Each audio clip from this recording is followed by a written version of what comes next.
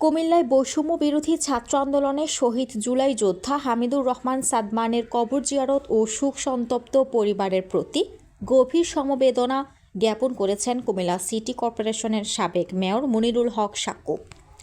আজ শহীদ সাদমানের নিজ এলাকায় অবস্থিত কবরের পাশে কিছুক্ষণ নীরবে দাঁড়িয়ে থাকেন এবং মরহুমের বিদেহী আত্মার মাগফিরাত কামনা করে বিশেষ মুনাজাত পরিচালনা করেন।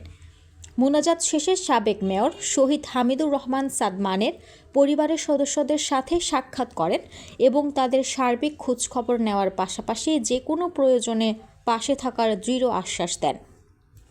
কবর জিয়ারত শেষে উপস্থিত মনিরুল হক সাক্কু বলেন, জুলাই বিপ্লবে আমাদের তরুণ প্রজন্মের আত্মত্যাগ বাংলাদেশের ইতিহাসে এক নতুন অধ্যায়ের সূচনা করেছে। অধিকার আদায়ের সংগ্রামে সাদমানের মতো বীর সন্তানদের রক্ত বৃথা যেতে পারে না। দেশের জন্য তাদের এই বীরত্বপূর্ণ ভূমিকা ও বলিদানের কথা জাতি চিরকাল শ্রদ্ধা ভরে স্মরণ করবে। এ সময় স্থানীয় গণ্যমান্য ব্যক্তিবর্গ, এলাকার সুশীল সমাজের প্রতিনিধি, বিভিন্ন সামাজিক রাজনৈতিক সংগঠনের নেতাকর্মী এবং শহীদ সাদমানের স্বজনরা উপস্থিত ছিলেন। পুরো এলাকা জুড়ে তখন এক আবেগঘন পরিবেশের সৃষ্টি হয়।